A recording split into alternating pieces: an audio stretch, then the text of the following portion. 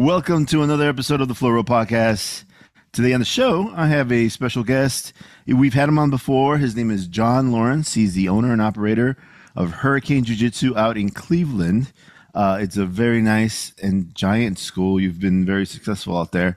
How are you doing, John? Good, man. I love doing these. I'm pumped. Yeah, me too, man. So how do you deal with the mental toll of injuries, and how do you prevent burnout at the age of 40? What to do after, I guess, what to do after 40, or maybe for some people, it's just what to do once your body starts creaking. I guess that could be at a lot of different ages, I suppose, right? Yeah. I think, oh man, I'd like to sharpen up the question a little bit, because I think you wonder why people are asking. I think what people are asking is how can I still be competitive in the room after 40? Because I know plenty of folks who are into advanced age and they just come in and they train in a very limited way.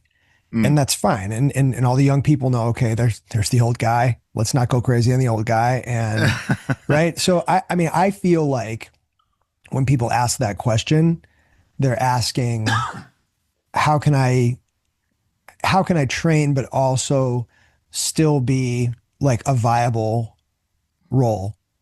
Would you agree that when you're asking that, that's kind of, is that your vibe still? Are you still in that place at 50? How do you feel about that?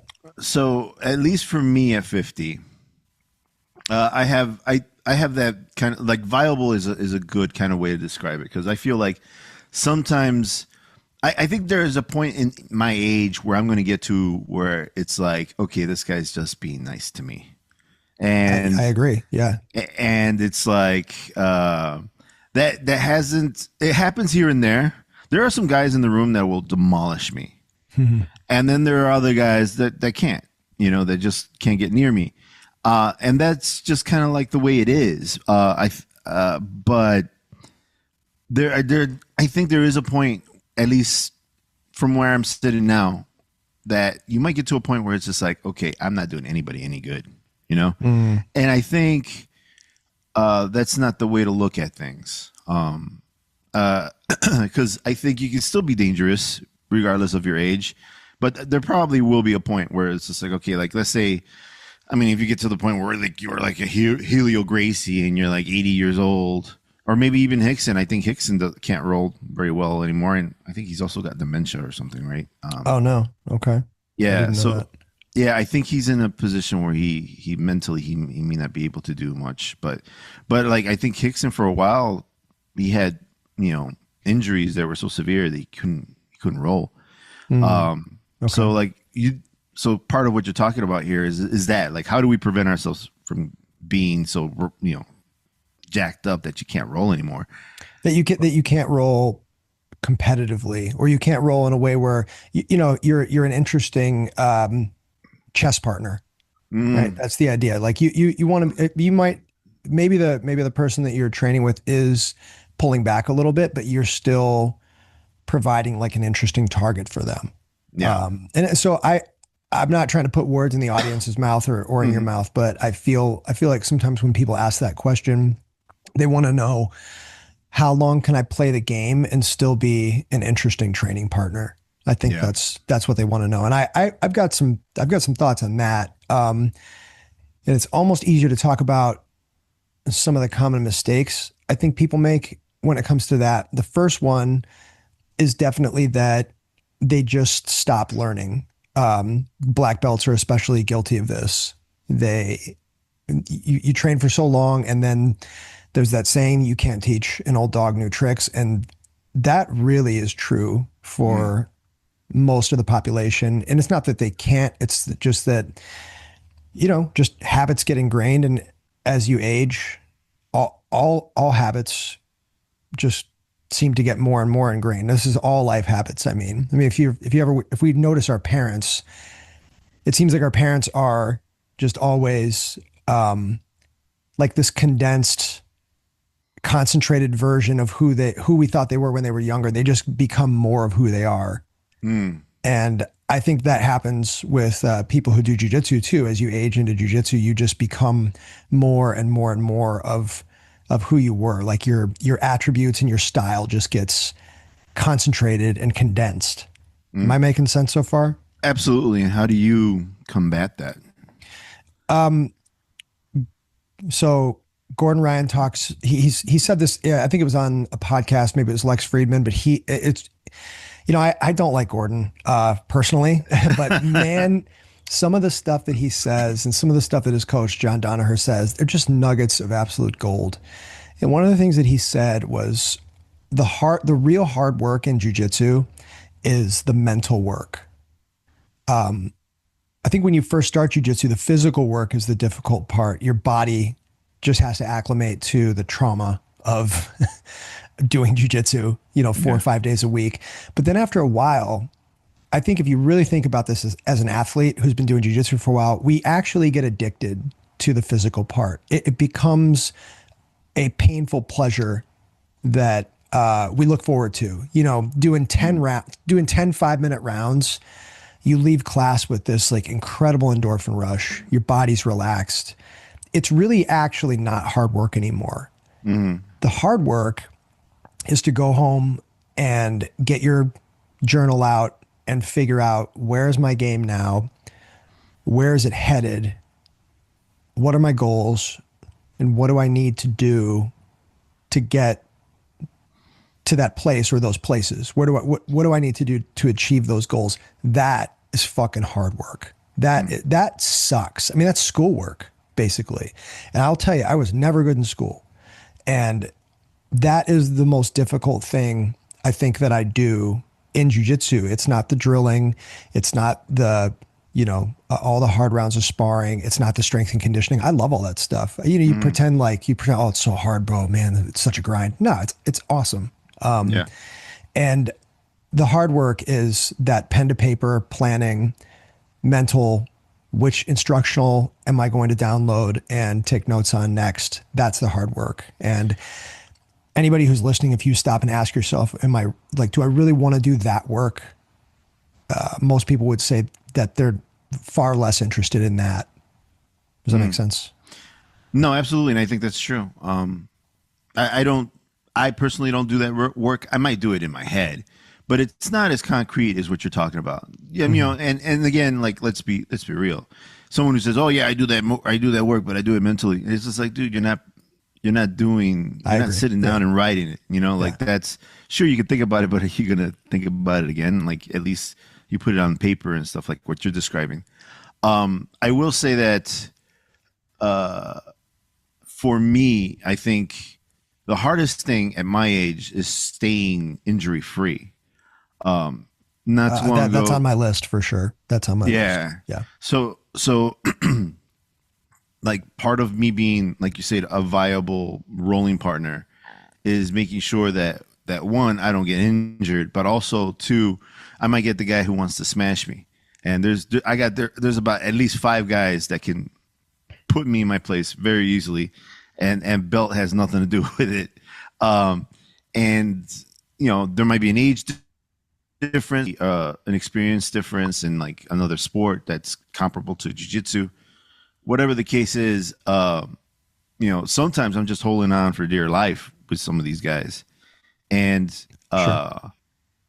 when that happens, I'm more concerned about staying injury free, because there's some wild guys. There's some wild guys in the room, right? That's fair. But like, lifting is probably one of my most important things that I have in my toolbox when it comes to jiu-jitsu. Like, doing the outside work is more important than being in the room. Like you said, being in the room is fun, rolling and stuff and doing technique and taking class, whatever.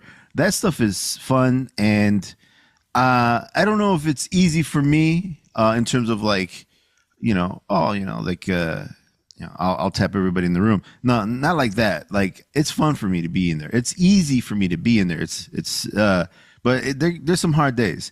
But in terms of like I'm more concerned about being injury free. I've had surgeries for combat sports don't want any more. No. But for me, like the the hard part is making sure I stay consistent with my exercise or my lifting outside of jujitsu. Is that something that you consider important? Yeah, it becomes more and more important the older I get. I'm 42 now. Um, and I think that would be, if we were just going down the list, that would probably be the second piece of the puzzle. And I wouldn't even consider it second. I would say that it's in line with the first thing. So again, just keeping your software and your technology current in your brain, understanding all the new school jujitsu, not writing it off. You and I have seen so many coaches over the years find reasons to dismiss this generation's jujitsu techniques, style. They'll bend over backwards to dismiss it. Right. I'm sure you've seen plenty of this. I know I've seen plenty of this. I've seen quite a few instructors that do this kind of stuff. Yeah. And it's disappointing. It is. It is. Yeah. And what's happening to those guys is the first thing that I talked about. Their software is getting outdated. They don't want to do the hard mental work to essentially rewire your brain. That's what you have to do. You have to go, okay, I'm going to upgrade my software so I can stay current. And that's, let's not get into the neuroscience of it, but I believe that falls under the category of like neuroplasticity. It's the idea that you're going to change wiring's the wrong word, but you're going to change your brain, which is a really, really hard thing to do the older you get. So I think it's those guys going, I don't want to do that hard work. So instead, it's much easier for me to just dismiss these new things. Back in the 2000s, it was the Berimbolo techniques, De La Riva, reverse De La Riva, and now more recently, it's, it was the leg lock revolution, K-guard positions, shoulder crunch positions, and this is just going to continue. It's not going to stop. So, yeah, I would put those two things almost as a tie. The idea that you got to keep your software current through assertive hard work, and then also you have to do strength training. So now we're going down a totally different pathway here. But if you're not doing, I want to say intelligent, informed strength training, not just I'm going to the gym and doing my push pull buys tries back split that I've been doing since I was 25. And jiu-jitsu, especially at a certain age, unless you are sleeping like 10 hours, unless you're taking creatine, unless you're getting all your macros, unless you're staying hydrated, and unless you're probably taking a little bit of growth hormone or HGH, unless you're doing all of those things to perfection after 40, jiu-jitsu is catabolic. It breaks your body down if you're doing it 4 days a week. You're going to be losing muscle. You're going to be slowly but steadily probably losing weight. You're going to become sort of skinny fat like the Diaz brothers. No shade. Those guys are fucking up. Okay. But I'm just saying, and it does get to a certain point where as a business owner, it makes me cringe to say this, but you have to do less jujitsu. I'm talking the hard stuff. You got to do less sparring. Maybe even take a month off of jujitsu to recalibrate and figure some of this stuff out. But you got to do less hard jujitsu, and you have to do more pack on muscle, get strong, make sure everything on the ship is tight. You have to do that. And then if you do those two things, just those two things, I think you can still come to the training room and be a feared role for people. I do believe that. So, if you had to choose between the two, if you have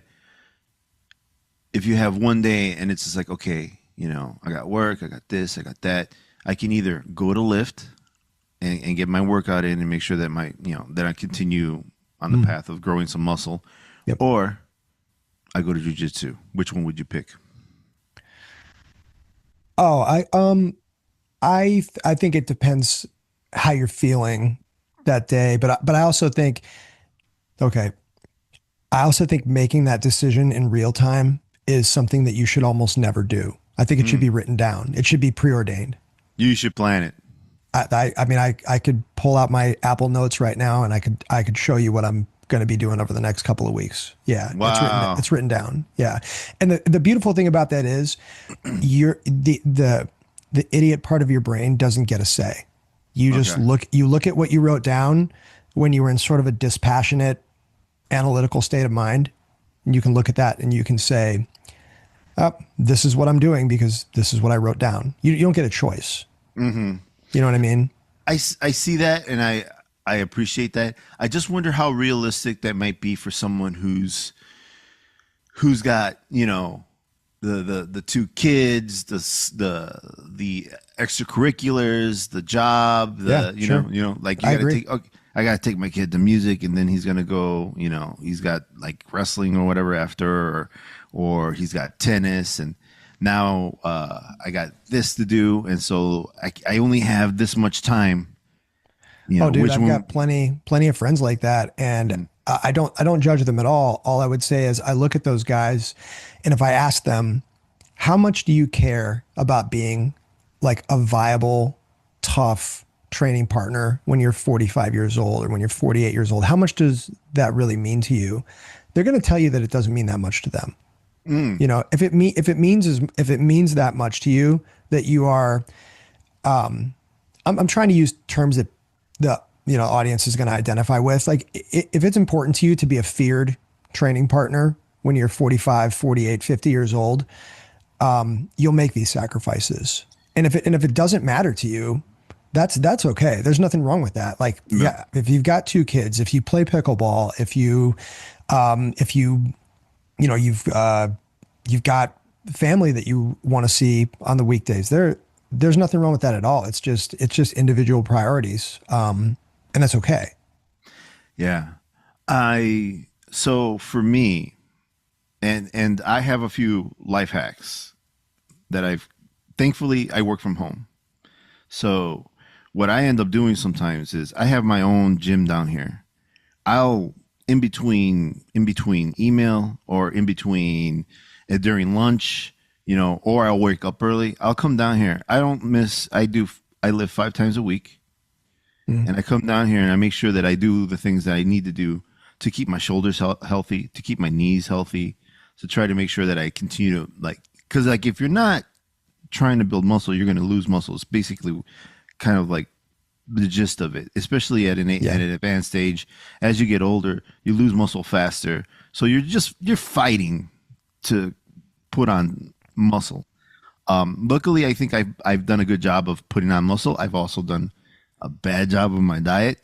So not a perfect world on this side, but I don't know if I don't know if I want to be feared. I don't know if feared is the word for me. I'm using language that I feel like 95% of the jiu-jitsu population is going to identify with because I mean that's what, and who I'm trying to talk to right now. I'm trying to talk to guys who are 30, 35, 37 who are approaching where I am right now, and I'm trying to say in a language that they're going to appreciate. Because when you're 32, you want to be feared in the training room. You know what I mean? For sure. Yeah. And I don't mean that in a toxic way. I just mean you want to be known as a bad motherfucker, like you do. Yeah. And what I'm saying is, if that's important to you, going into 40, 42, 45, 48, 50, do these two things, and you can still have that. To varying degrees.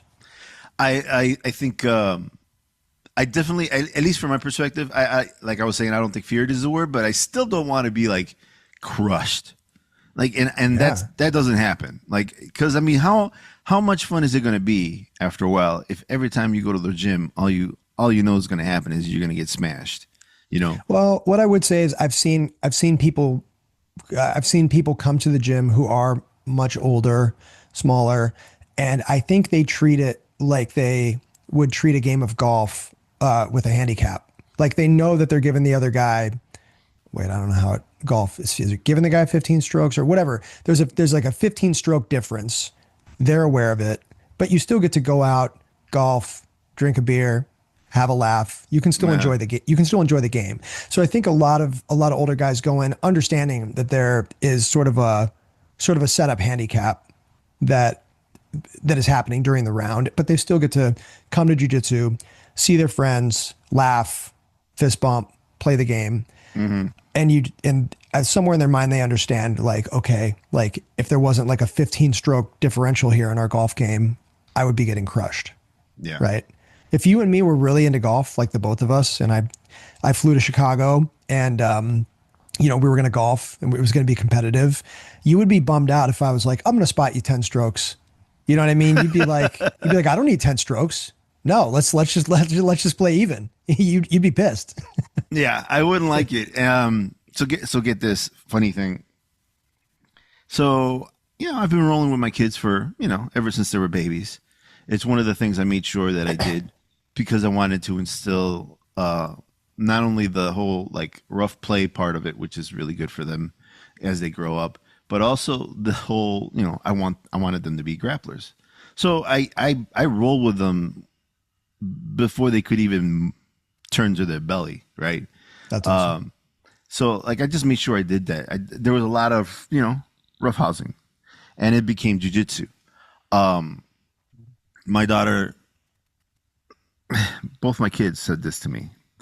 Oh, So God. yeah, it really kind of infuriated me.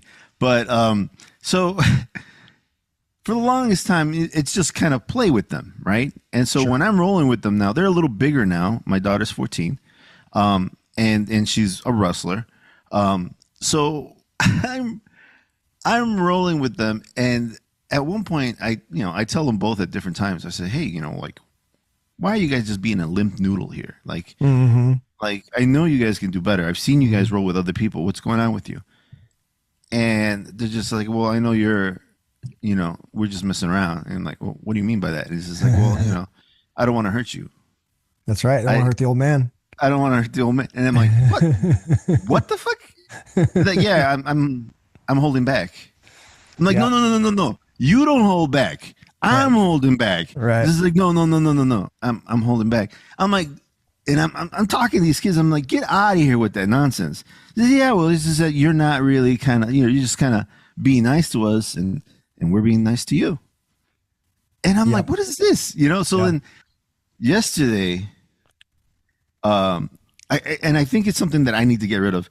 But I'm like, I'm like rolling with my daughter. She, we were hanging out at the gym, and her and I do a round.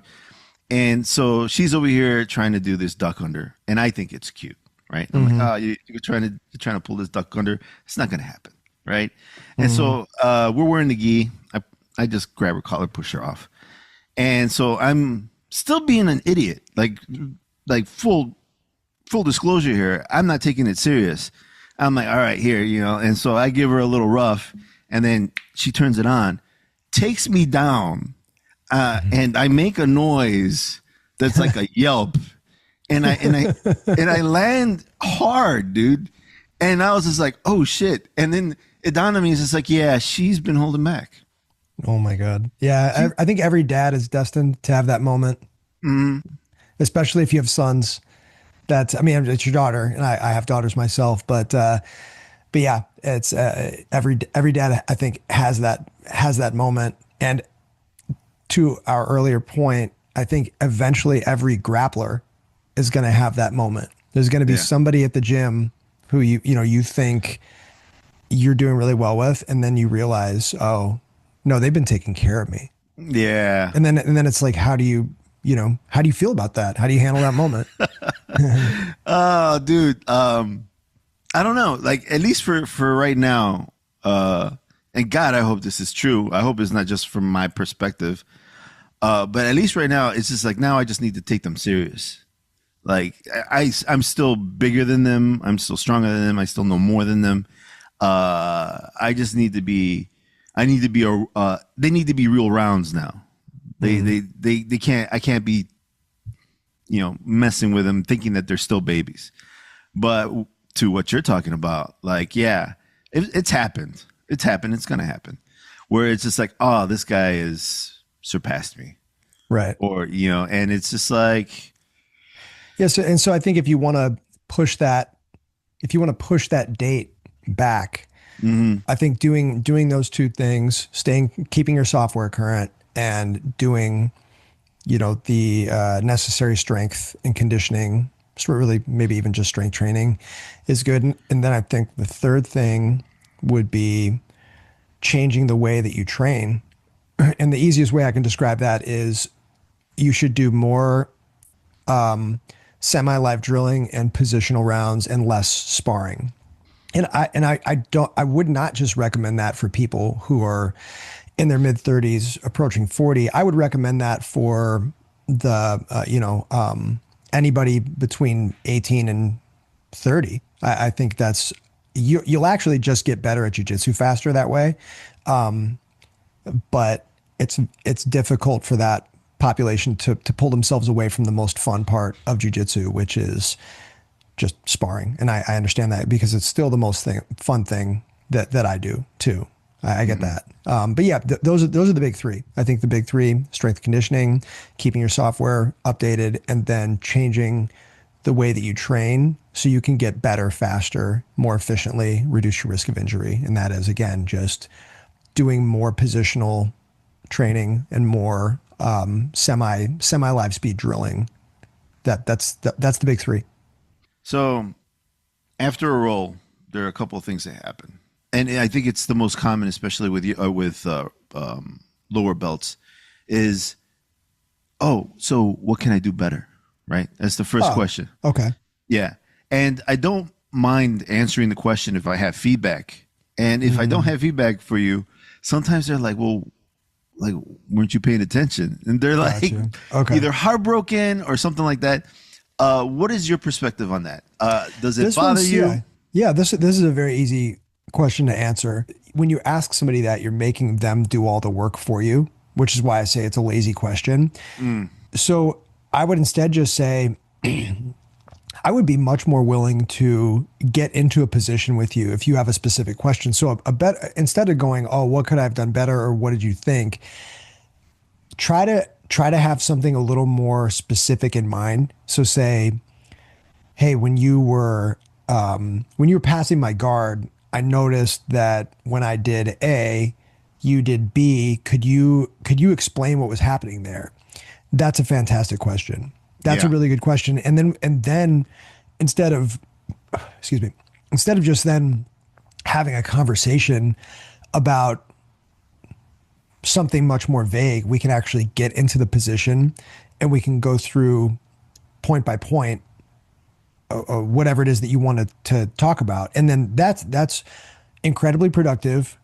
It's much easier for me to answer the question, and it's just not a lazy question anymore. It's specific, it's targeted, and then you can actually get into a productive exchange. Does that Yeah. make sense? No, 100%. And I like what you're saying there because I've had those discussions where, hey, I'm trying this thing and it's not working. Like, how did I get out? And I think, like, especially with upper belts, I think they're all doing kind of the same thing that we're doing, where it's just like, I have a move I've been trying to hit, and now I'm trying to hit it on you, and it didn't work. Like, what do you Yeah, think? we're all Like, paying attention to slightly different things, but yeah, I'm sure that if that person asked you to get into a position, you would immediately be able to recall what you were trying to do. So yeah, that's way more productive. yeah. And I guess what I'm saying is like I don't have that problem with upper belts, and I was beginning to feel like a snob. Whereas it's Okay. like, well, the white belt's always got to ask me stuff, and but like, there's been plenty of times where a brown belt, somebody else has asked me, a higher belt will ask me, and I don't have that same irritation, and I like what you're saying here because that's probably why they have something they're focusing on. They know what they're trying to hit. It didn't work, and they want to know what I did to get out of whatever they were doing. Um, Yeah, that's I think cool. you can. Yeah, I think you can just be, like I said, just be specific. And I mean, I'll do a mini private lesson right then and there, and I'll be excited to do it. Anyway, so on to other. I have another question here for you. What do you think of Joe Rogan? I've been asked this by students probably once a week for like several years. it doesn't always take this form. It's not always, what do you think of Joe Rogan? It's sometimes it's like, hey, I heard about BPC 157 on Rogan's podcast, or I heard about this guy on Rogan's podcast, or, oh, hey, have you thought about flying to Panama to get stem cells in your knee? I heard it on Rogan's podcast. This is the form that it often takes. And why do people ask this question? I mean, he's so central to our, like our little ecosystem. I mean, like he's the most prolific MMA commentator of all time. He is a black belt in Jiu Jitsu. He's probably sold more Jiu Jitsu memberships for me than, any other person out there. Could I just do a little background before I answer the question? For sure. Okay. I started listening to Rogan's podcasts. I don't know, in like whenever it started. I started listening to it before it was a podcast, before he was calling it a podcast. And I loved it. I was a huge fan of his podcast. Like I said, day one listener, and it was just, it was funny stories. It was, crazy like party stories. Talking about UFOs and aliens, and it was fun. Like it was just Yeah. a fun, excuse me. It was a fun, like very lighthearted podcast. It was much funnier than it is now. Um, I thought his comedy was good. Like some people are like, oh, it's terrible. It's the way. I mean, it's fine. I don't Yeah. think it's fine. It's kind of up the middle. Um, and yeah, I would say up until I think anybody who feels like it took a turn would agree that it sort of took a weird turn around COVID.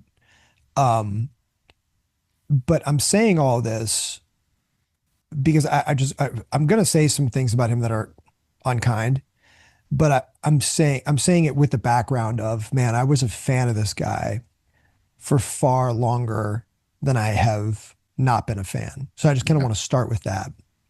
If people are going to interpret my criticism of him as like a political bias, I don't talk about politics in my gym ever. I think it's a corrosive thing to do, in a gym environment.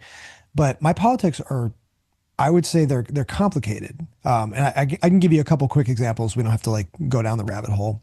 I own firearms and I've hunted before, but I also think that, like concealed carry or open carry, I think is far more destructive than it is productive. So that's sort of a complicated political view that I have. Mm.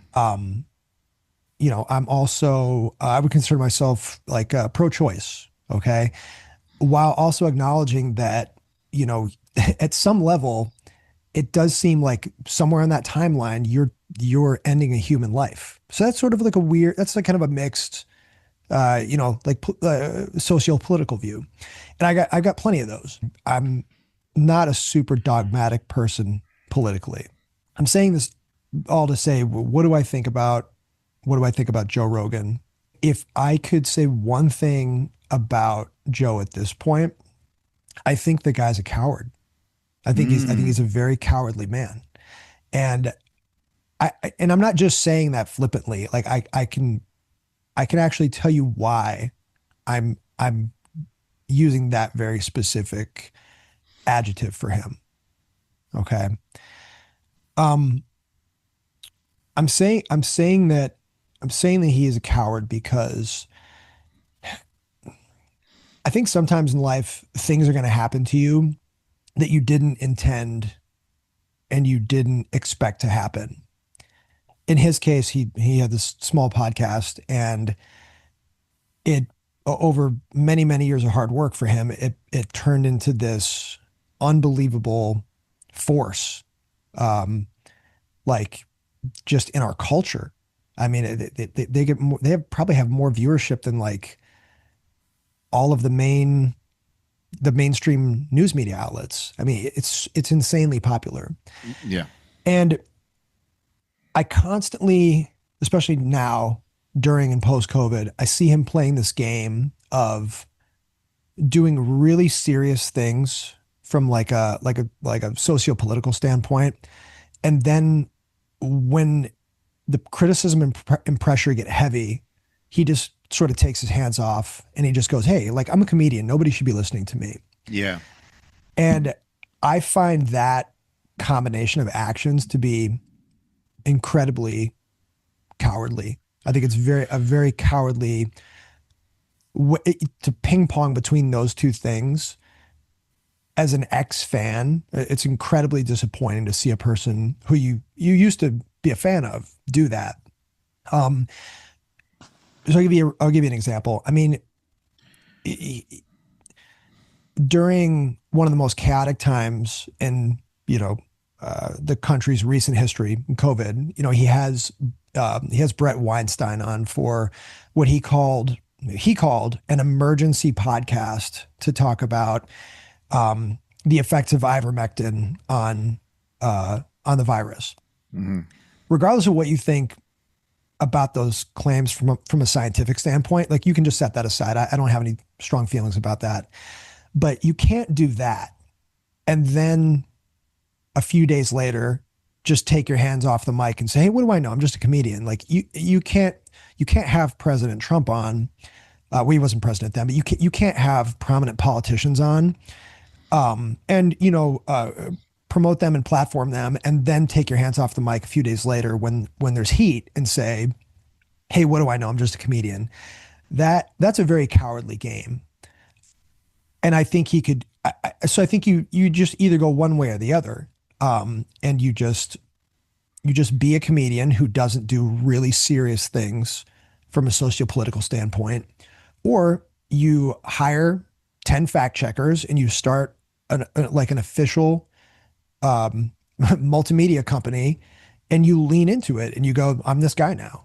But Yeah. the way that he just sort of waffles in the middle and then takes his ice baths and does his sauna and all the hard work and just keep grinding, it's so cringe, that at this point it's very difficult for me to take anything that he does seriously. So I use some very strong words there. I call the guy a coward, but I Mm. feel like doing the things the way he's done them, I think has been very, very cowardly. That's why I say that. I don't disagree. And in fact, I agree with you way almost on every point. I I too was a huge Joe Rogan fan.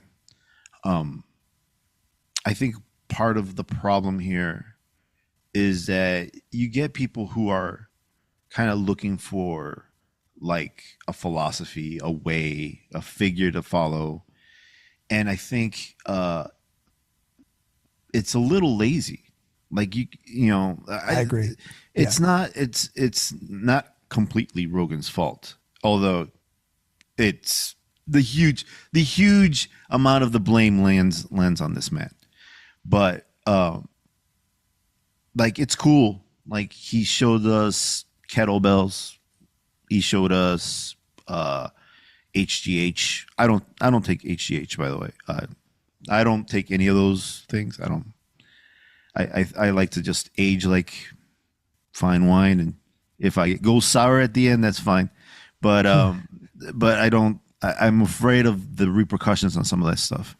But anyway, I don't like the influence he has, and I feel that he's wield a little bit of that influence, or a lot of bit of that influence, irresponsibly.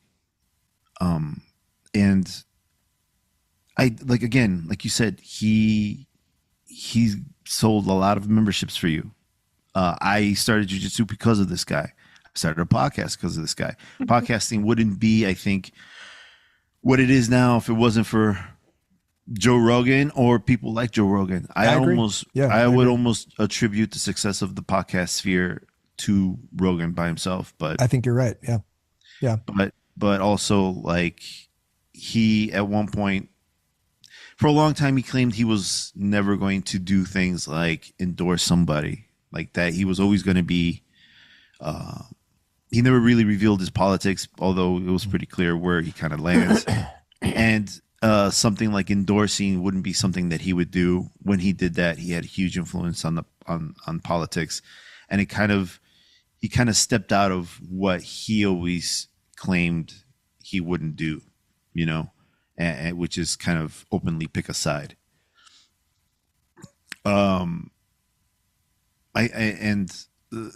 agree with everything you're saying. I just think he's super irresponsible. And the thing with I'm just a comedian and trying to hide behind that is it's hard to describe anything else other than it's cowardly.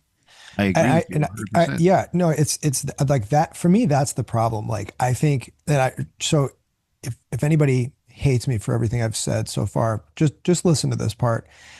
It's there's nothing wrong with a person like him growing a podcast and then deciding I want to be a political commentator. There's nothing wrong with. I have no problem with him doing that at all.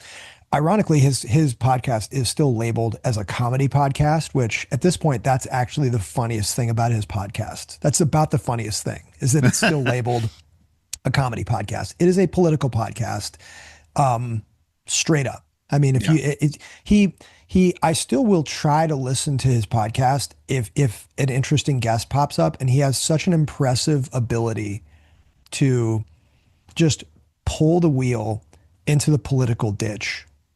I mean, they could be talking about anything. I mean, he could have Neil deGrasse Tyson on, and they could be talking about, you know, they could be talking about Mars, and somehow he'll grab the wheel and just turn it so hard right into the trans bathroom issue. And I'm like, how did you do that? Like, how did you manage to go from, it's impressive.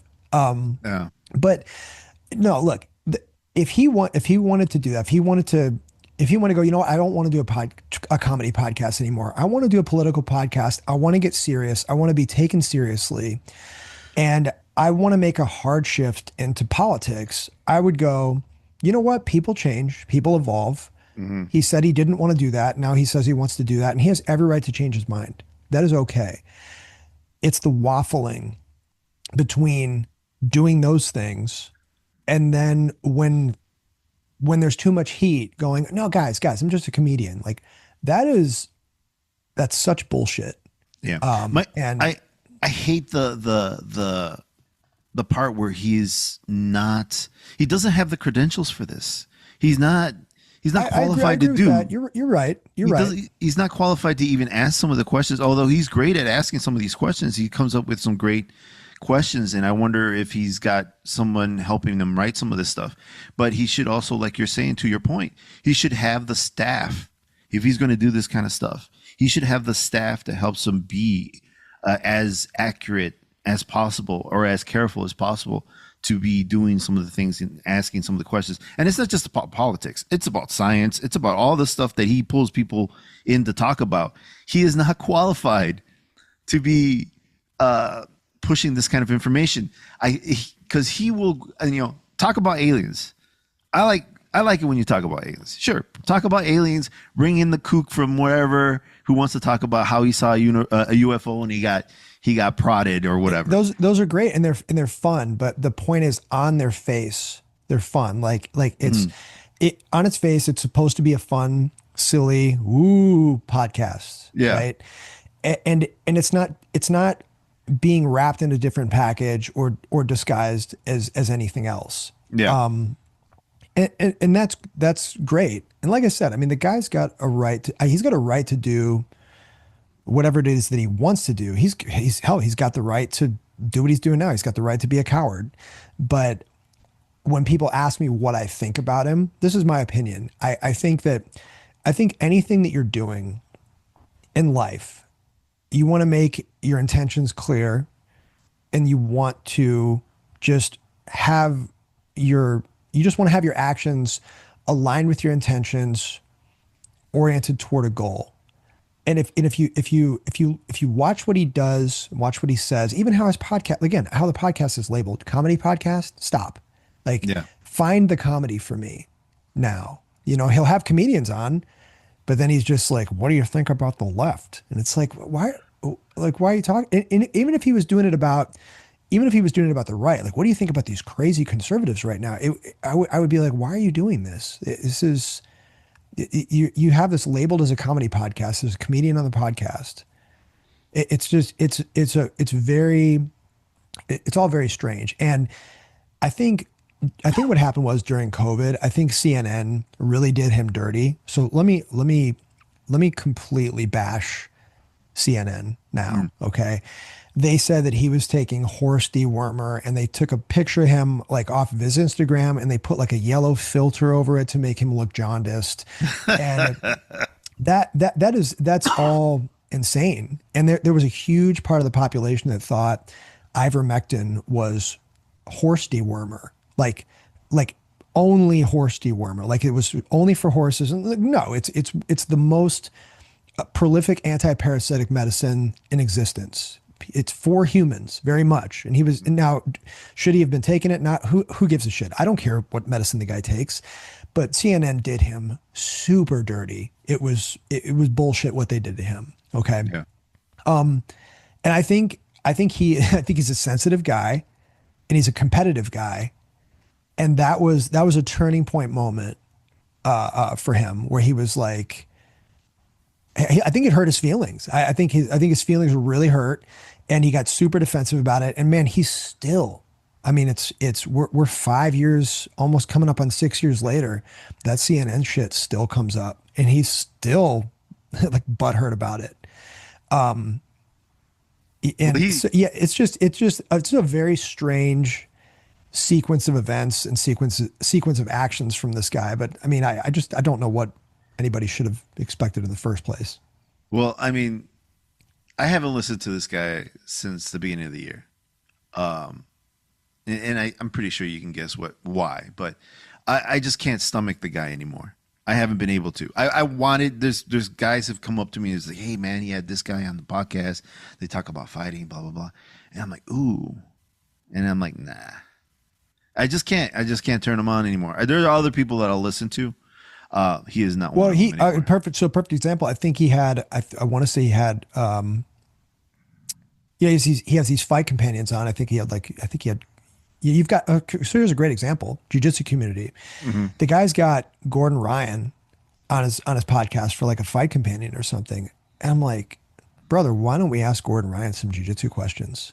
Like, yeah. And no, instead it was just, I mean, I certainly didn't get through the whole thing, but like I would try to scrub forward 15 minutes, politics. It's crazy, man. It's crazy. Politics of Gordon Ryan. That's what I'm saying. I mean, if I've got Gordon Ryan in a room for 3 hours, which by the way, Gordon charges like $4,000 an hour for privates or something crazy like that. Wow. I'm asking Gordon some jiu-jitsu questions. Like I'm not gonna just jerk the wheel into the political ditch yet again.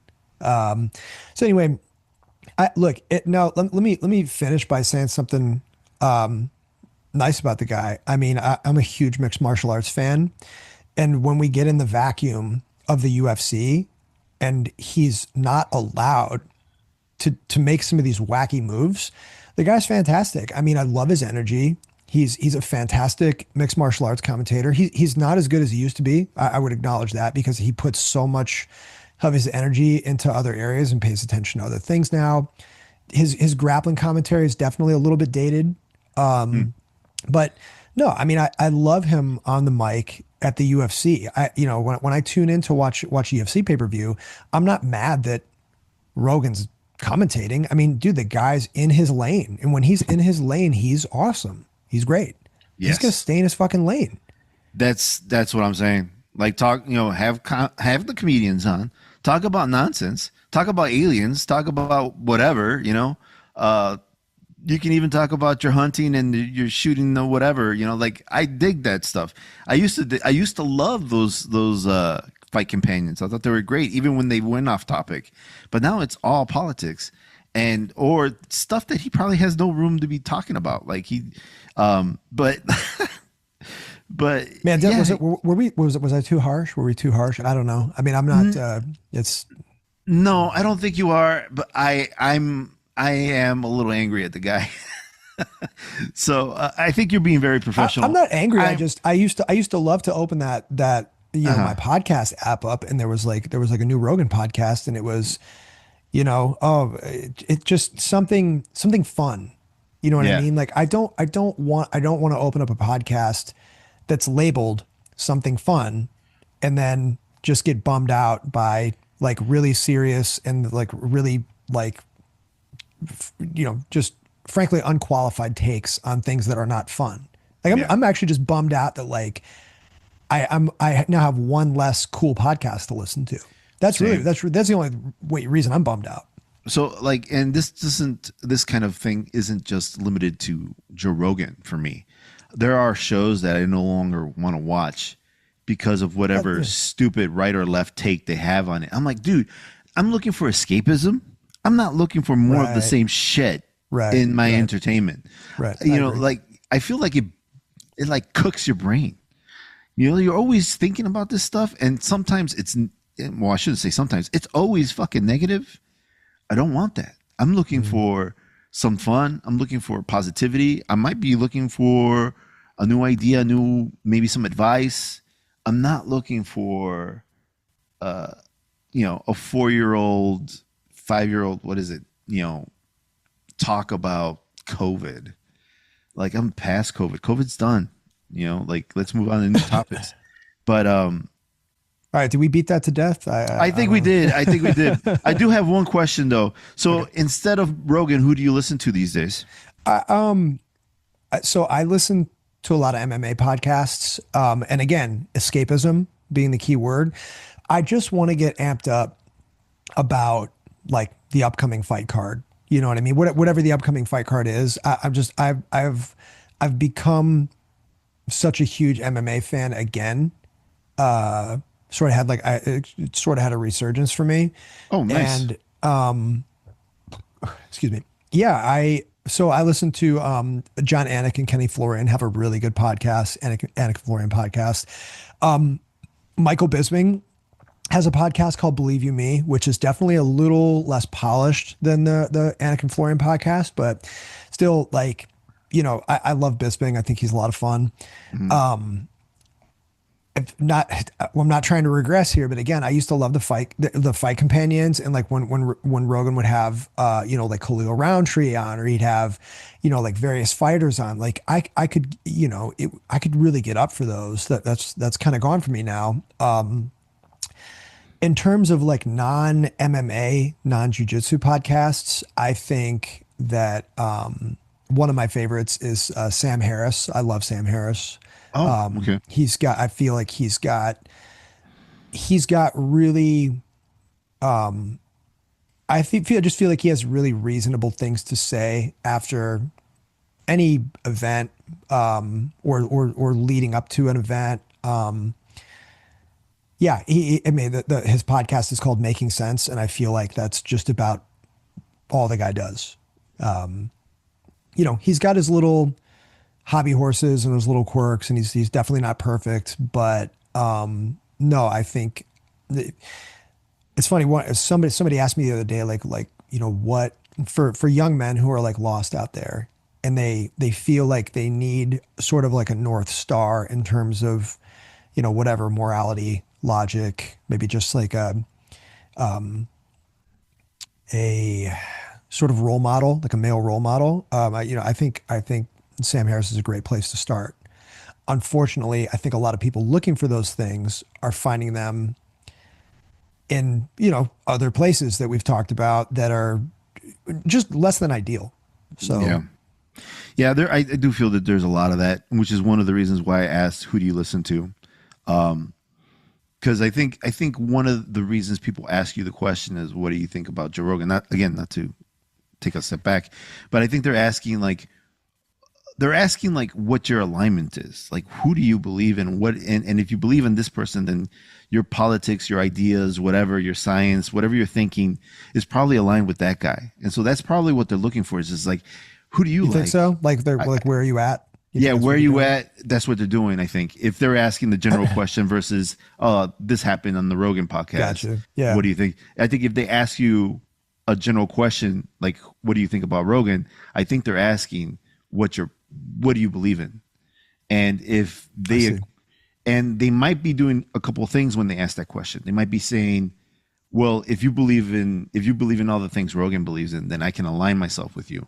Or they might be saying, if you listen to Rogan, maybe it's something I should be doing, you know? Mm. So I think That could be. Yeah. I Yeah. think those are the two things. Cause they're like what you're saying.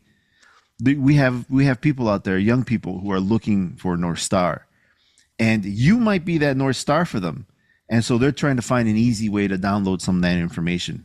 You know what I'm saying? And Who might be like Rogan? you might be that North Star for them. You're pointing at me. I'm pointing at you. You might be someone people look up to, whether you like to admit it or not. And I know you're very modest, but I mean, you're the head instructor of a martial arts school, and for young people, you might be someone they look up to. I I'm sure. acknowledge, yeah, I acknowledge that that's a thing. I think it's really important for jujitsu instructors to lean as hard away from that as possible. It's going to happen though. No. I'm acknowledging it, but what I'm saying is there's often a tendency among jujitsu instructors, or anytime anybody's in a position of power, if they start to feel the draw of people admiring them, they tend to lean into it, and it very quickly can start to sort of digest their own bullshit. Yeah. Just put themselves up on a pedestal. I have personally seen this time and time again, where you just sort of start to adopt your own little cult, and then you're given life advice, and then you're given financial advice, and then you're given business, and Yeah. before you know it, you think you're a black belt in everything. Yeah. And I do think, well, I'm not denying what you're saying. I feel like it's very important to lean away from that if you're in a position like I'm in. Yeah. And I think it's more of kind of like, again, the Rogan thing where it's like, we, the people who are taking instruction from you, or who might even be, looking up to you, should be thinking, okay, this guy is very qualified, maybe as a business owner. He's got advice that he can give you, possibly in that reign. But more than anything, he's super qualified to be your jiu-jitsu instructor, your grappling instructor. He could lead you. He can give you plenty of advice on that. We should make sure that we compartmentalize what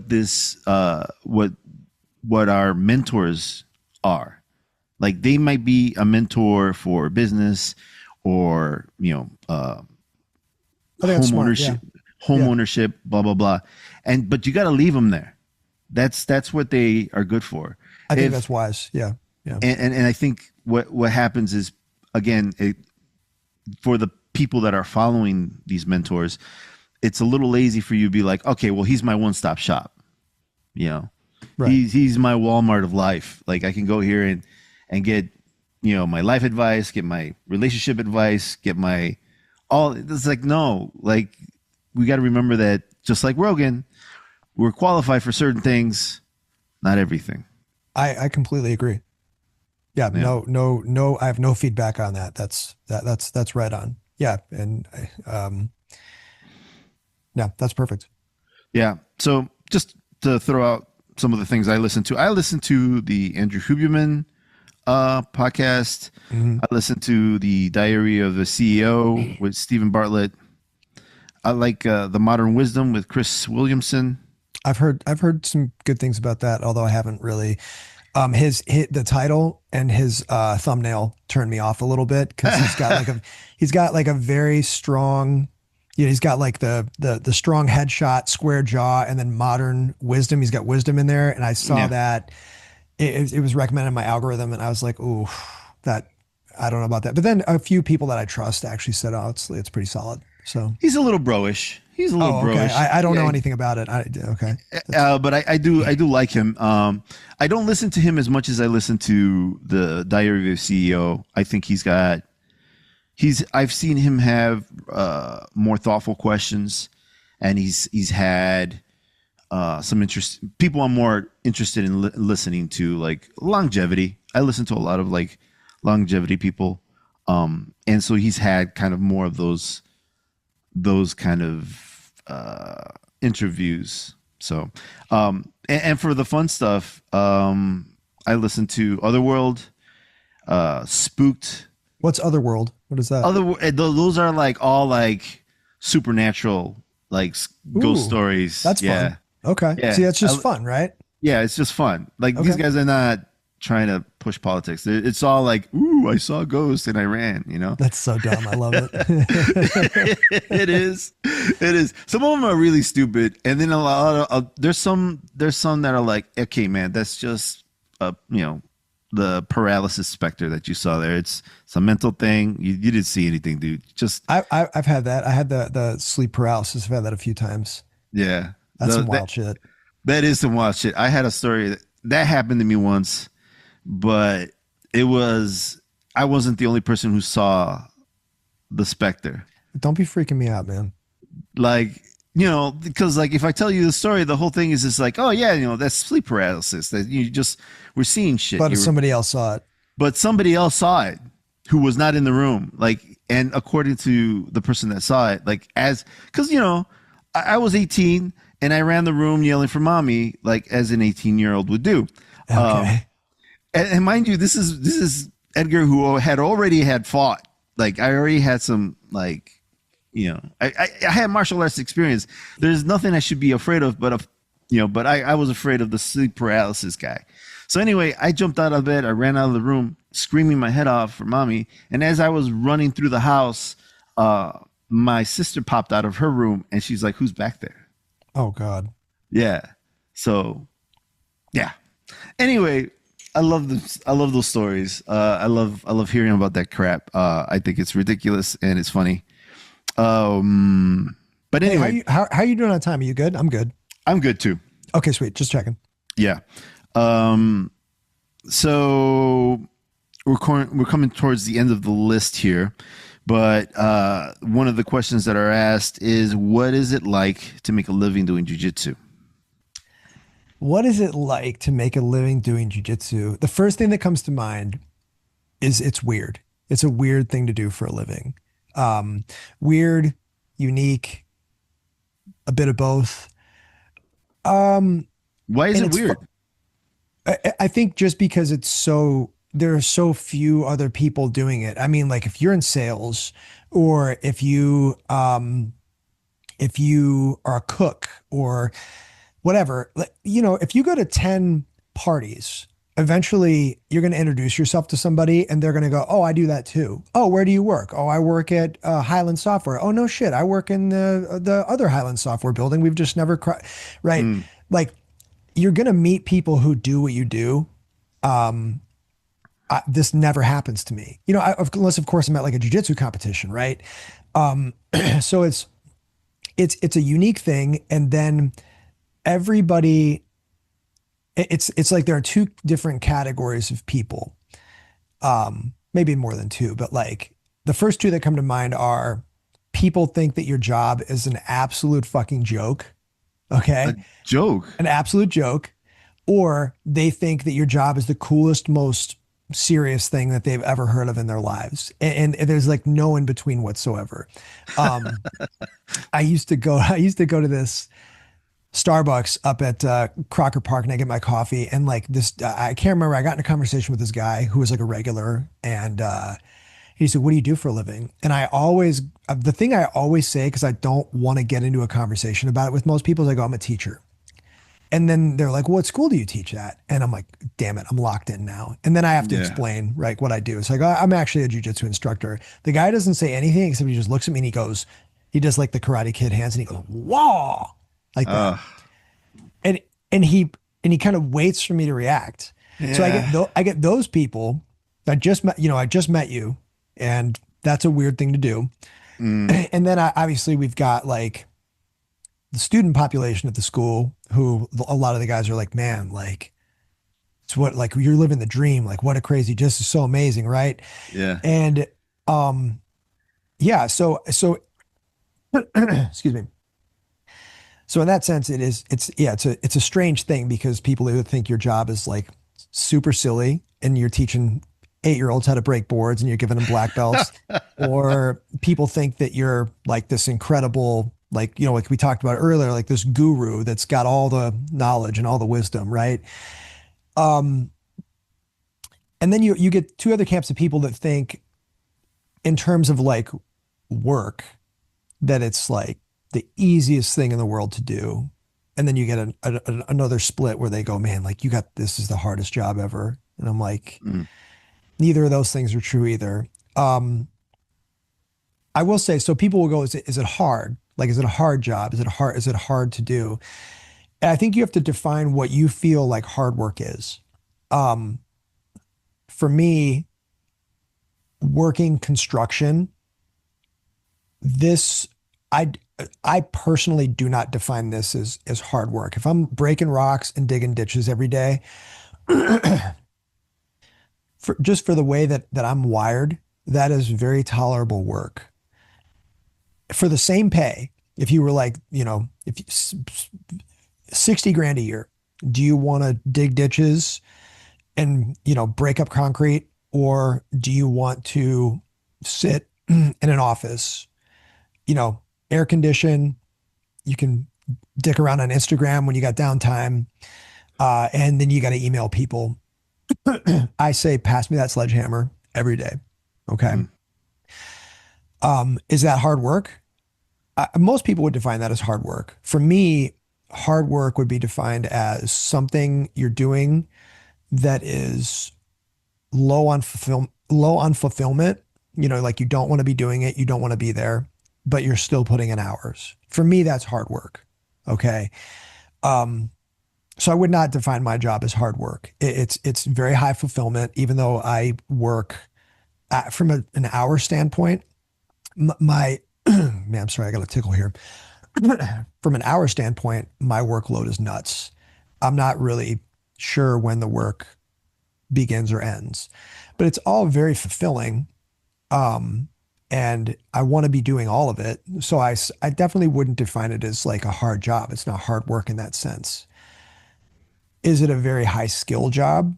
I think the skills required to be like a sole proprietor, Jiu Jitsu school, um, owner and head coach. I think the skills required are pretty intricate. Yeah.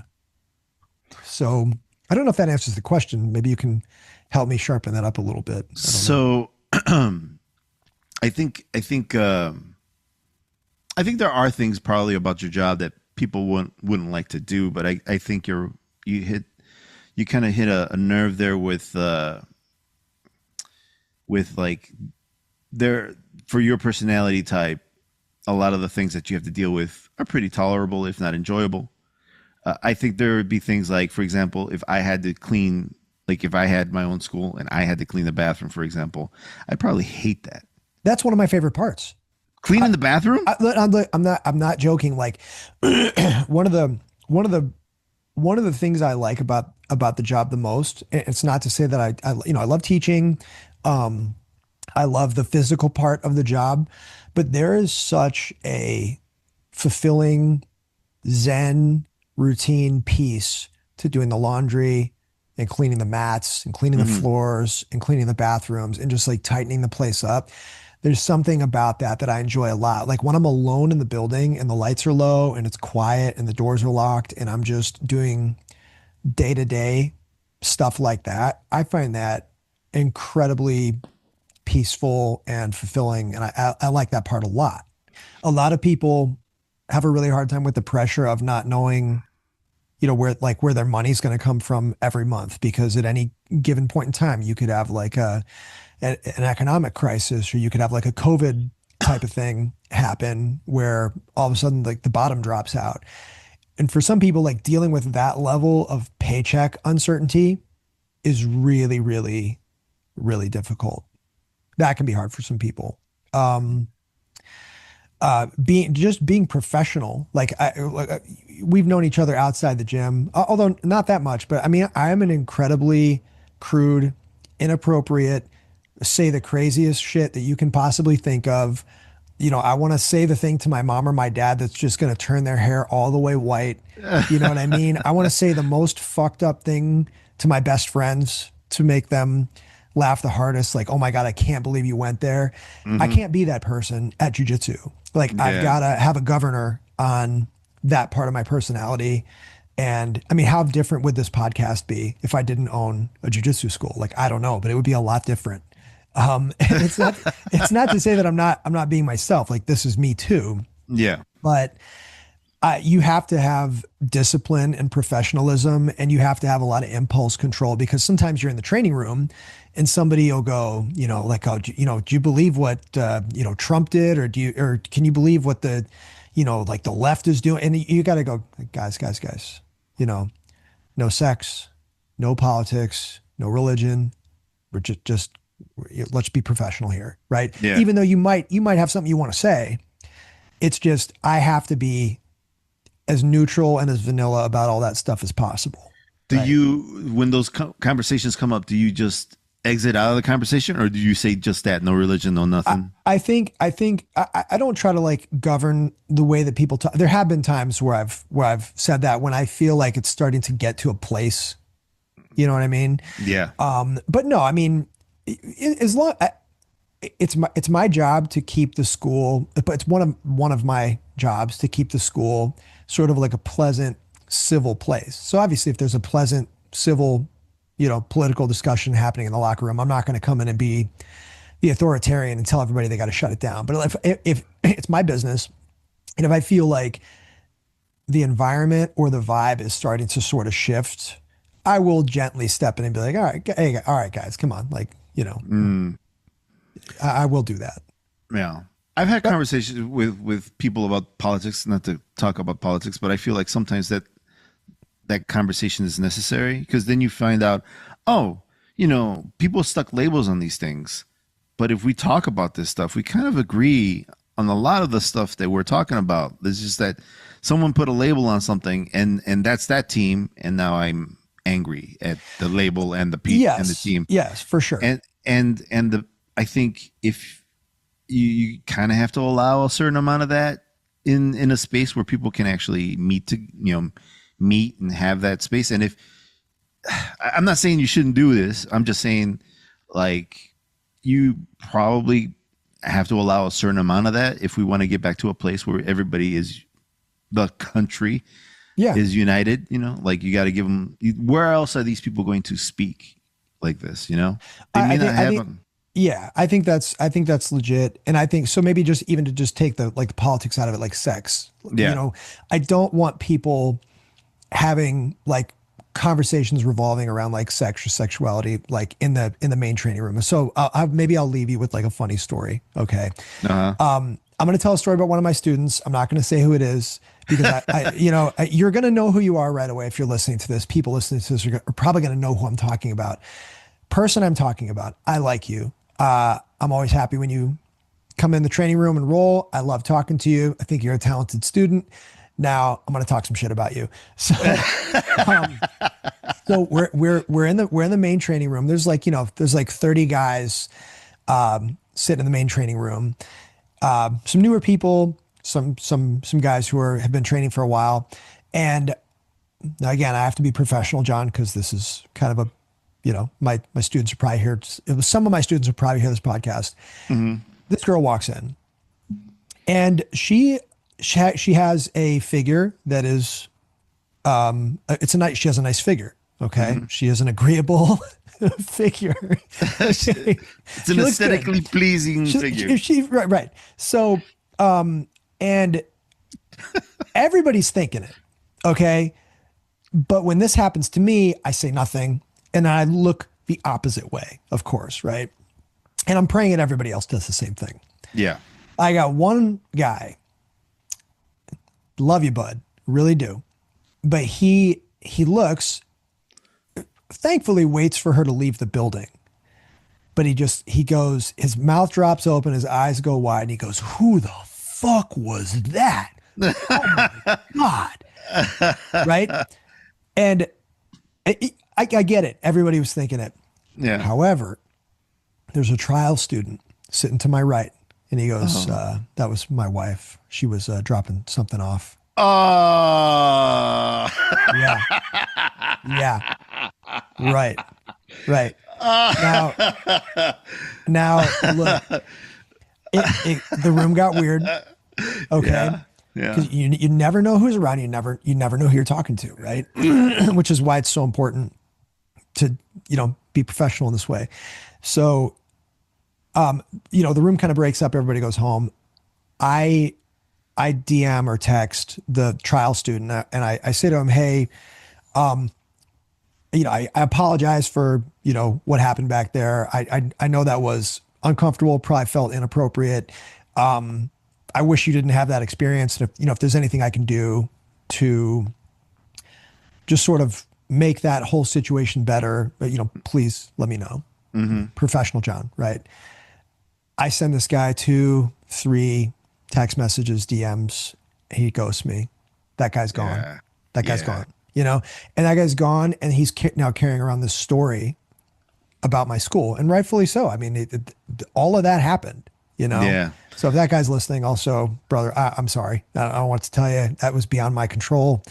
But yeah, so the bottom line is, whether it's politics, whether it's sex, I'm always trying to promote like an environment where we're not going to hit any landmines the way that we did there. Yeah. So,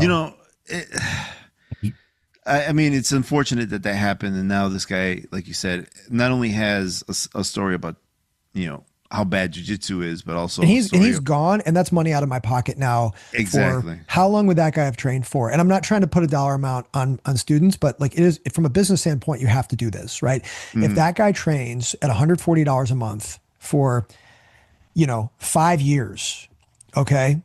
I mean, I'm not a mathematician, but what is that? Is that $7,000? Is that right? Where's my math terrible?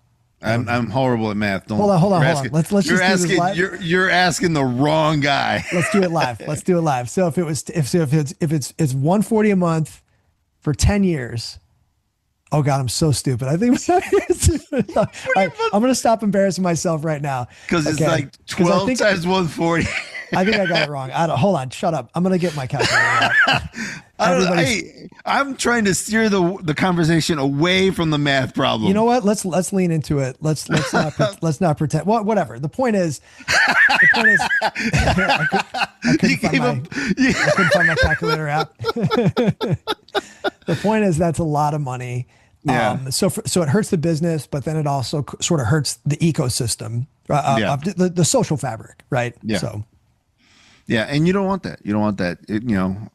But yeah, But I mean, it wasn't your fault, and I think the way you handled it post the incident was very professional. I think that was, as good as you could handle the situation. But I mean, you have no control over the mouths of some of these guys. But but at the end of the day, I'm responsible for it. Like the buck's got to stop somewhere. And if you don't have that attitude as an instructor, like, I'm not responsible for what that guy did, well then, like, who is? I understand that he is too, but it's like, I have to take responsibility for everything that happens in the room. 100%. I agree with that, because I'm a manager. I'm what I like to do is, when it comes to the people that work for me, all their success, their accolades, I want to make sure that the light shines on them. But when something goes wrong, I got to be the one to make sure that I say, hey, this went wrong. This got by me. This is my fault. Right. I agree. Yeah. So, but I can agree with that viewpoint. I got a couple of other questions. Do you still have time? Yeah, I'm good. If we could wrap within like the next 10, is that good? Sure. 10 minutes, is that okay? Yeah, for sure. So I got 2 questions. Okay. And so what was the hardest thing about running a gym? What's the hardest thing? Yeah, the hardest thing. The most challenging part of running a jiu-jitsu gym. Okay. I'm going to give you 2 answers. So for me, the hardest part is like I already said, like the social aspect of it. I think it all, but I think it all depends on like what skills you come into, you come into the business with, like what skills do you have? So, I mean, if you ever took me to a party as your guest, you would realize very quickly that my social skills, especially with strangers, I'm not a black belt. Okay. Mm. I am a shaky, one-legged, two-stripe white belt. Okay. I'm not, I'm truly, but I think for a lot of people, it's just the sheer overwhelming nature of doing the build out. You know, just designing the school. What's it going to look like? Where are things going to go? How am I going to build it? Who am I going to get to build it? For me, that part of the experience was, it felt effortless in a lot of ways and extremely fun and exciting and rewarding because I just happened to come to it with a specific set of skills. You know, like I'm physically capable. I had a pickup truck. I've always been very like handy. You know, and I only got handier as the school grew because I just learned to do more and more and more things. So if you ask me to frame out a mat platform or do some light plumbing or some, you know, very light electrical, I don't mess with that too much. Or if you ask me to skim coat, you know, some bad drywall or I could even, you know, like do some concrete work, whatever it is, like I can do all that stuff in a way that maybe, you know, if you didn't come to the business with those skills, like that would be the daunting part. And trust me, if you don't have those skills, it is like finding contractors to do all that stuff, even having like a mind for design. My mom is an interior designer. It's what she does for a living. And I think I probably got a little bit of that. So like being able to pick things and lay things out and, you know, like big room layouts and where's stuff going to go. This is going to be a changing room. That stuff always kind of came easy to me. But if you try to start a gym and you don't know how to do any of that stuff, like you have to rely on other people to design and build. Oh man, good luck. Like it is very difficult to find good help for that type of thing. Oh, So really? I would say that, you know, unless you've got like a ton of expendable cash and you know, you don't really care what the quotes look like and you just get the best construction company in the area. But if you're on a budget and you're trying to make it happen for X amount of dollars and you got to be, you know, picky and sort of judicious with who you hire, that it's so hard, man. It's so hard. Yeah. So, and the last question I got here for you is what has been the most gratifying part of running a gym? Oh, I think it's no question just seeing students like build skills. And then, of course, for me, it's like to see them go to competitions and, you know, medal at this tournament, you know, win 3 or 4 matches in a row at this tournament. Obviously, like you know, with Darla, seeing her do all the things that she's done at black belt, considering that I taught her her first ever jiu-jitsu class. Just building this army of people who, you know, even the worst person in the room is pretty damn good at jiu-jitsu. Yeah, and just seeing that type of progress, like technically, and then from an accomplishment and competitive standpoint, I mean, that's it for me. That's what it's all about. So you would say it's worth it? I think, yeah, I think for me it's worth it, but yeah, but I think you also see instances of people they get into this business and they fall into the typical traps, or they realize it's not what they thought it was. Like a lot of people come into this and they think, man, I'll teach a class and then I'll have like 6 hours until the next class to do whatever I want. And then I have 4 hours until the next class to do whatever I want. I'm like, man, I'm only working like 2.5 hours a day. This is crazy. And that's true for the first 20 students. And then you have 40, and then you have 80, and then you have 160, and then you got 200, then you get, and then before you know it, that time, all that time you thought you were going to have, no, it's like you're working 2 jobs. Yeah. I say this all the time privately. This might be the first time I ever said it publicly, but like I could hire somebody full time just as like an assistant. Like I'm not talking about like a personal assistant, somebody like walking around with my schedule. No, I mean like a second body at the school to do laundry and clean and create social media posts and edit video and like I could hire somebody full time and both of our plates would still be full, you know? That's nuts. Yeah. There's a lot to do. Yeah. Oh, I mean, that's, I think, the nature of just owning a business. I think my parents used to own a business, and even when the store was closed, there was still stuff to do. There's people were Absolutely. still doing stuff. We, like, for example, I had to get up early and go get stuff at the market, So, like, you had to get boxes and merchandise and all that stuff. And then even after hours, there was somebody, working on the books and etc. So, like, there is always something to do Yeah. when you own your own business. Yeah. Yeah. And it's like an iceberg. I mean, there's a part people see and it's supposed to be like that. Like they're supposed to come in and everything is supposed to seem and feel effortless. That's how it's supposed to be. If it's not like that, you have a problem.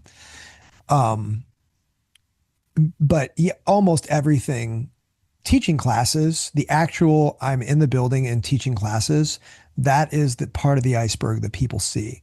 Mm, But there's so much, even if you just look at teaching classes that goes into like keeping that relevant. Like, okay, what am I going to teach over the next 4 to 6 weeks? How am I going to teach it? What material is it going to be?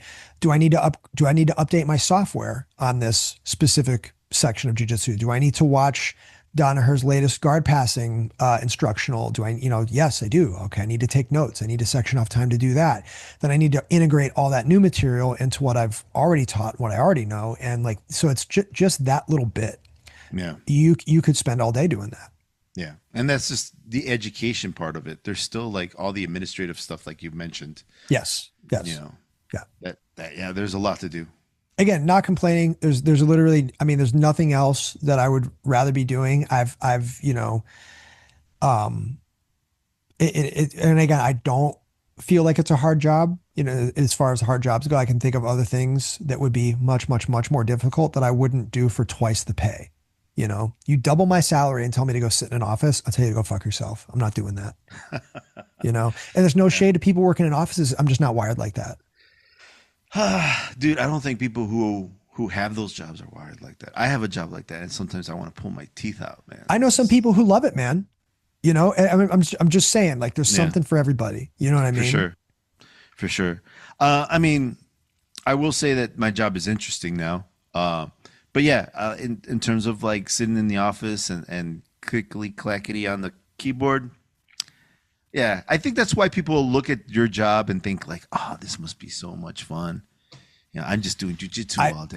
I think a lot of people do that, and then you get to put on you know, that leadership name tag. And the thing is, when you're looking at it from the outside, when you're not doing it, you only see all the cool shit. You only see the benefits of sort of being, what I don't know what you want to call it, like, the leader or whatever, the top dog, pick whatever, you know, pick whatever label you want. But when you see it from the outside, you only see the perks, you only see the fun stuff, you only see the cool shit. You don't see the difficult conversations that I have to have when I kick people out of the school.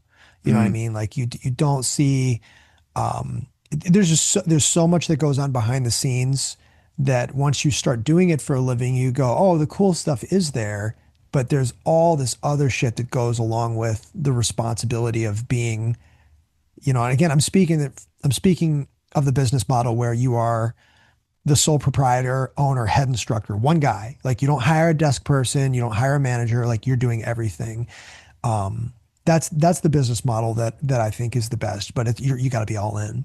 And I don't think people see the not fun stuff, but there's a lot of when I'm, cleaning hair out of the, the vacuum because it's clogged and I'm you know what I mean? I got dust and hair of about 300 people in my hand and yeah, that's what I'm saying, man. Like you don't think about that stuff, but like my job is nasty. I got a yeah. nasty job, man. You see, so like I'll clean the mats here and there. I haven't done it in a while, but like I'll clean the mats here and there. And I never empty it out, like empty out the vacuum cleaner. Never thought about it. It just gets magically done by It's magic, isn't it? yeah, It's yeah, amazing how yeah. that works. Yeah, Yeah. The shoe elves come in, they just empty it out, and that's right. so like in my head when you were talking about cleaning the mats, I'm like, I don't mind cleaning the mats. I don't want to clean the bathroom because it's gross. Oh, dude, you know how But many like, times I'm teaching a class and somebody walks up and taps me on the shoulder. Hey, John. Hey, yeah, what's up, man? Someone clogged the toilet. And I'm like, got it. Thank you. You know, I don't ask them to go unclog it. no, I put my sandals on to get off the mat, get the plunger out. I'm in there. You know, there's a yeah, 5-minute timer running. People are sparring. I gotta unclog this toilet in less than 5 minutes. I gotta get back out there. yeah, it's multitasking. Yeah, Hey, dude. before we wrap, can I plug this idea that I have? Yeah, absolutely. Go for it. Okay. So if anybody is still listening after all that, I have this thing that I want to do. My wife tells me that it's hilarious and that I'm a giant nerd, but there's always been this symbolic integration of jujitsu and chess. Okay. Right. Like the black belts, the king, whatever. And it's responsible for so many bad rash guards but over the past couple of years, I've picked up playing chess again as sort of like just like a downtime stress reliever when I'm not kicking people out of the gym. And so I thought it would be cool to have a chess night at Jiu Jitsu. So my idea is I want to. I'm gonna buy some chessboards and I'm gonna have some tables set up. And so we've got 3 rings at my gym. So we've got left ring, middle ring, right ring. I was going to set up chessboards on left and right ring. So we have like maybe 4 to 8 chess games going on per side on the left ring and the right ring. And then I was going to leave the middle ring open for people to do jujitsu. So we would do like a jujitsu and chess night at the gym. Oh, nice. Okay. Now, if you're not into chess at all, this sounds so stupid, but for people who are like, sort of like low-key chess fanatics. I know a lot of people out there play online, but they like never talk about it. I know a few people at the gym specifically. This is a thing I'm thinking about doing on like a Friday or Saturday night. So I would love everybody's feedback. DM me and drop a comment if this is posted somewhere. Text me. I would love to know if you think this is the dumbest thing you've ever heard or if it sounds fun. So there you go. Is there like going to be an integration between the two? Like if Could. you, Yeah. if you hit a check, then you have to be in a compromised position. Well, I was thinking Like, it'd be crazy if like I was thinking people would just pick one or the other, but it'd be nuts if you were doing both. If you were like playing a chess game and then like you're also moving pieces before or during the round, that would be absolutely insane. I don't know how you would do all that, but yeah, it's an idea that I had. yeah, it sounds cool. All right, man. Well, thanks so much for coming on the show. That was a lively one. Yeah, we talked less about technique. Usually we talk a lot about technique. This was more kind of like around the subject of. Can I tell you that I get the most good feedback about ironically like stuff around jujitsu rather than like talking about technique. What? Yeah. Wow. Okay. That's Yeah. interesting. My wife told me that one time. She goes, I listen to your podcast. I was like, you did? Whoa. And she's like, I fast forwarded through all the jujitsu parts. I was like, oh, okay. Like, what did you listen to? Doesn't that break your heart just a little bit? Like, No. Her and I are so different. Uh-huh. Yeah, and it works so well. So no, it's she's never going to do jujitsu and I'm never going to do a lot of the stuff that she does. And it's just like, we're like 2 puzzle pieces, man. Like it works. It works. Yeah. No, I'm just saying like in terms of like people who who are like, oh yeah, I listened to the podcast and I listened to everything but the stuff that the podcast was about. I don't know. Maybe the jujitsu stuff I think can be a little dry for people sometimes. So I don't know. Yeah. I'm not sure. Yeah. I'm just happy that, people think it's interesting. Yeah. Well, cool. All right. Well, thanks so much for coming on. We had our special guest, John Lawrence. You can find John Lawrence on Instagram. What is that? Hurricane.jj on Instagram. I think that it's either her. Yeah, God, I should know. It's either hurricane.jj or hurricane JJ. It's one of the two. Yeah, and you could don't worry, I'll have all those links in the description. You can find his website and his Instagram and other nifty online product. We have products. It's okay. You have products? Yeah, man, we got a store. Yeah, buy some shit. Oh yeah, you do have a store. Some of which is pretty freaking cool, by the way. But Hey, I'll share. anyway, all right, cool. I'll put all those links in the description. Make sure you check it out. Thank you so much. Desde otra vez.